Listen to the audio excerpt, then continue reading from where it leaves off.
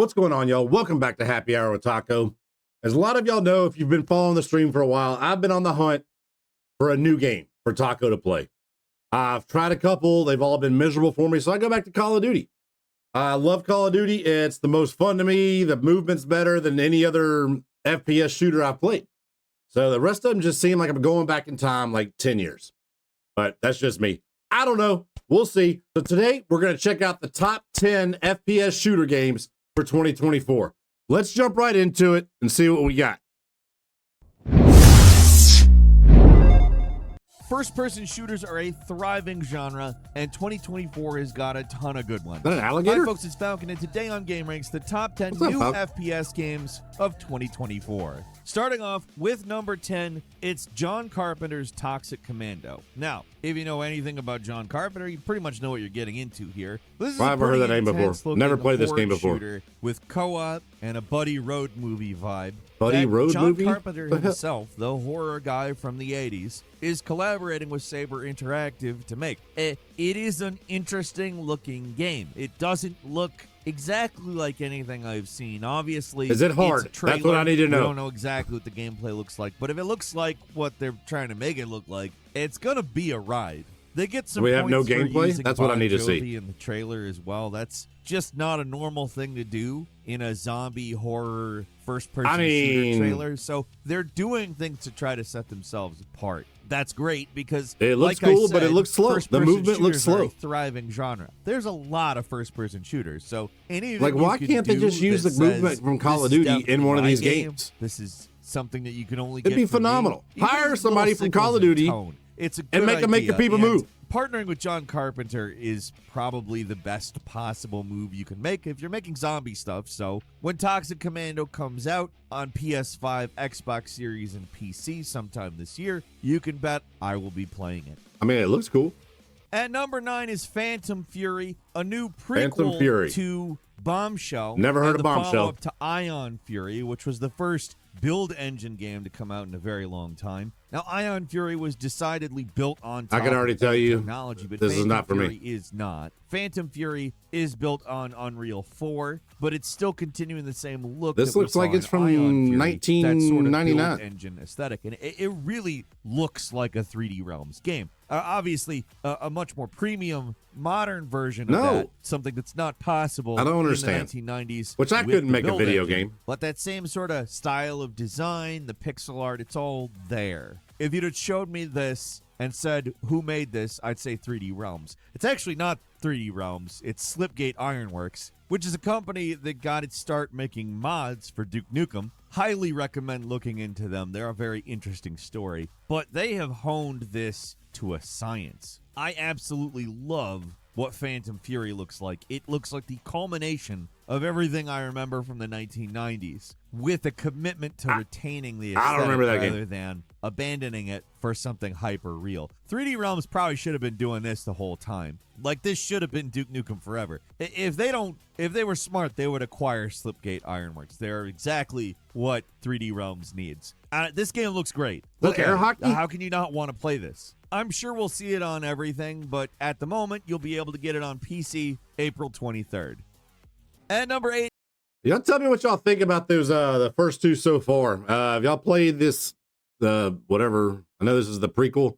That just didn't look like a game that should be coming out in 2024. Am I crazy? I don't know. While we're here, make sure y'all sub to the channel, like the video for me, please. I greatly appreciate that. Let's get back to it. it is Vys Untitled FPS. Now, what this is a game being developed by two people. Yes, this is a game being developed by two people. It's like if Max Payne was a first-person shooter and extremely realistic looking as opposed to, Max Payne. Nothing against Max Payne. It's just a really old game. Toss in a little bit of Stalker in terms of enemy physics and how they react to being shot, and you have something that just looks absolutely insane. I mean, particularly just this it's pretty cool how he's shooting the windows out and everything. That's pretty dope. absolutely amazing lighting. I know that this is not something that is totally ignored by every FPS or anything, but there's just something about how the lighting interacts with the guns on screen that I just think is heightened above anything I've seen in recent memory, at least. Not gonna lie, that part looks amazing. Everybody drives the exact same car though in this city, which is weird. This is an absolutely beautiful looking FPS that obviously doesn't have a name, but is an absolutely amazing physics simulation looking bullet time crazy thing. I mean, this is exactly what I want to play. I can't wait to play wherever this goes. It looks amazing. And number All right, I wouldn't say amazing. We need to go back real quick. What's the name of that? John Carpenter's Toxic Commando. That's the best one so far. Tell me if y'all agree. 7 is Agent 64 Spies Never Die, which is a game that is very obviously attempting to look like GoldenEye 64. It does a pretty good job, I might add, capturing that aesthetic. I think it's funny. What? The game's Steam page advertises it as using cutting-edge 64-bit powered enemy AI. I mean, but in all seriousness, it really does look like... I'm kind of curious. I'm not going to lie. It looks like complete dog shit, but it's giving me the GoldenEye vibes. Like that same kind of husky, deliberate movement, but perhaps a little bit better controlled due to, you know, everything about FPS shooters that has happened since GoldenEye 64. Like, this has the potential to be... I mean, if it's free, maybe $5, I'm in. Something really cool. We have seen projects kind of do this. But Reminded me of all the old WWE games. I've never felt like anybody's really truly, and it's shocking to say this actually, but really never truly followed up on GoldenEye 64 outside of Time Splitters and Perfect Dark, which are, you know, kind of just the developers trying to do their best here, you know? It's shocking nobody's really tried to pick up that torch and carry it, but it looks like Replicant D6 has managed to figure out how to do so. I'm really excited for this. It's coming sometime this year. Don't have a release date, but I will be playing it, period. This guy's going to be playing the crap out of some Pioneer. games. Pioneer? I don't know exactly how to say it, but Pioneer? it's a post-apocalyptic Soviet island, and you're dropped onto it with various narrative, survival, crafting, etc. type stuff going on. You got PvE, you got PvP. In some ways, it kind of looks like Fallout. In some ways, it kind of looks like Borderlands. It's a dope but gun. You also see a lot of Escape from Tarkov, Stalker type stuff here. I don't know. It's a pretty interesting game that looks like it draws from a lot of different inspirations. And as with a lot of that type of This looks pretty good. It really does depend on the execution, of course. It looks kind of like they're going to be taking the sort of premium game with microtransactions model, which is bound to piss people off. But we'll actually see the extent that the microtransactions affect the game. It may be that they aren't really a factor. It's a very pretty looking game, though. If it follows through on everything that it's trying to do and does it well, I think we're looking at something pretty sweet. And number 5 is Mouse, a game that just does some absurd stuff. First off, Can we fast forward this one, y'all? Do we have to watch this? I'm going to it's watch it just for intended to y'all, look but... like Mickey Mouse. What? Now, Mouse, in some ways, kind of Is this in reminds black me and white? of BioShock. First Something off, wrong it's with a my computer? noir-looking game. Hey! Second off, Where's you the have color? special powers that you can activate by ingesting things. Now, it's important to note that it actually isn't using the Steamboat Willie IP. At first glance, you might think, oh, well, Disney lost the copyright for Mickey Mouse. Of course they're doing this. It's actually not using that. It's enough of that. At number 2 is Luna Abyss, Here a we go. story-driven action-adventure, which there is a demo available. I would recommend giving it a shot. It's a kind of a different game. While on the surface, it might conjure some thoughts of some other games, but it's actually got a very distinct visual style, usually keeping one color on the screen at a time, it seems like. Very minimal with its use of any... Definitely out on this. It just looks old. Like I'm playing my freaking Sega Genesis. anything outside of a single color. So when another color does show up, it's very striking. It's a cool way of doing things, in my opinion. Very, very striking visual style. The combat, both if you play the game and if you read the description of the game, is bullet hell stuff. And there's a lot of platforming. It's, I mean, really cool. You got something that looks nothing like Mirror's Edge that is gonna make you feel some of those vibes sometimes, which is really, I like that kind of thing. I see a lot of people comparing it to BioShock, Nier Automata, and even Returnal, but the platforming don't know what any of that definitely is. sometimes gives me the Mirror's Edge feel. I don't know, this is a unique game. Play the demo. You gotta play the demo. And number 3 is Clockwork Revolution, which, again, BioShock, seemingly really heavy in the inspiration, really seriously in the minds of the first-person shooter developers in this moment of the zeitgeist. Although this is like a weird futuristic slash 1950s game. Weird. usually when we're talking about BioShock, we're talking about inspiration that came from the original BioShock. This looks a lot more like BioShock Infinite, including the way that it handles time and changing the world. It seems to very much be in line with a lot of the stuff that we saw on display in BioShock Infinite. Granted, there are some marked differences in terms of how powers work, in terms of guns, in terms of maybe even action. I'm not 100% on that. I've seen a couple of things that make me think this might be a little bit faster paced, but I don't know. I'm very interested in this because I love the aesthetic. I love BioShock Infinite, and I love the Gotta go ahead and put this on the we're out list. ideas that they have shown in the trailers. The narrative is intriguing to me. And number 2 is Exe Killer, a narrative shooter, which is oriented specifically towards storytelling. You're a bounty hunter in a semi-open world environment, and ultimately what happens puts you on the run in your really cool retro-futuristic hover car. Exe Killer looks badass. The trailer they made for it has like this perfect atmosphere. What defines badass, by the way? Because this does not look badass to me at all. Pace, and if that translates into the real game, it's something that I want to play desperately. And at number 1, how could you not? Here we go. Number 1's got to be the best game, right? Because so far, number 10 to me has been the best game. So maybe they're going backwards, and this is going to be even worse. I don't know. It's Stalker 2. Of course it's Stalker 2, Heart of Chernobyl.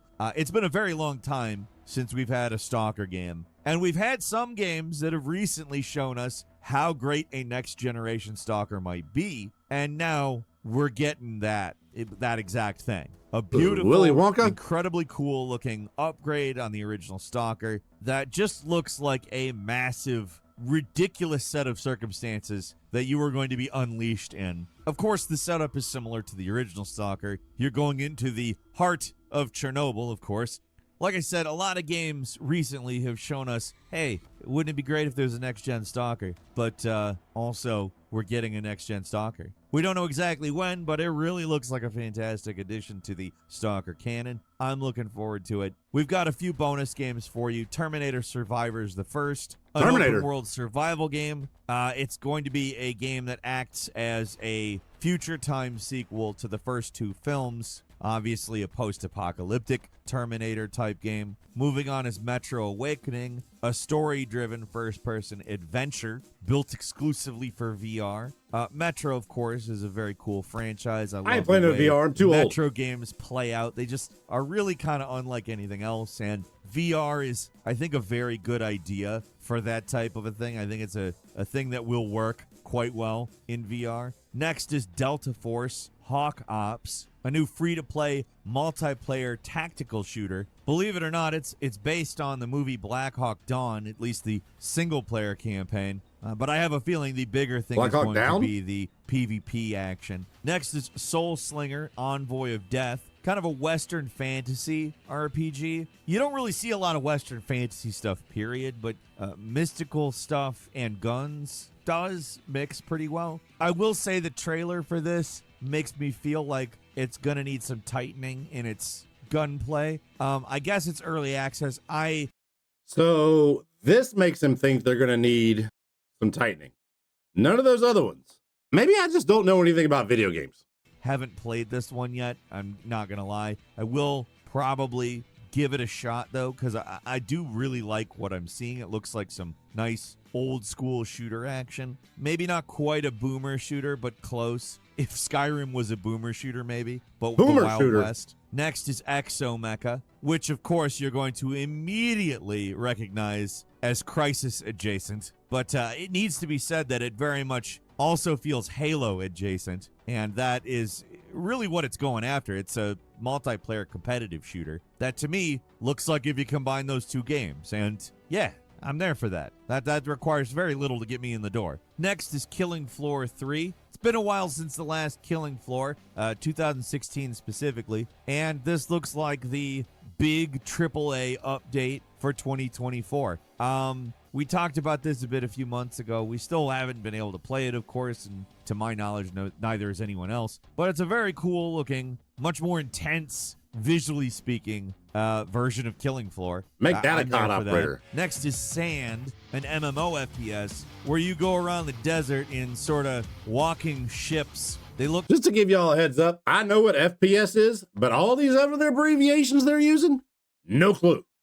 Kind of like steamships, but they got legs and there's no ocean. It's just a desert. It's cool looking. We don't know a whole hell of a lot about the gameplay yet, but the world that would have to take place in is automatically cool in my opinion. And finally, we got Ferocious, a game that reminds me very much of a sort of AAA current Turok looking game. You want to shoot some dinosaurs? Well, yes, that's I do. Ferocious, and I'm all there for it. We don't get enough dinosaur-oriented games, and we should be seeing more of those. Anyways, that's all for today. Leave us a comment. Let us know what you think. If you like this video, click like. All right. Well, that was about, what, 15 games coming out this year? And we found one, maybe two games we'll try. This John Carpenter Toxic Commando. I need to get a release date on that. Not sure how old this video is. And then maybe the Terminator game if Arnold shows up. I need to see some gameplay. Looks like we're sticking with Call of Duty, y'all. I mean, until I see something I think is going to be better, then we're going to stick with what we like. Anyways, if you made it this far in the video, definitely appreciate you sticking around. Make sure you hit the like. Make sure you sub to the channel if you don't have a sub. Happy hour is over. Love y'all. Peace out. Never forget.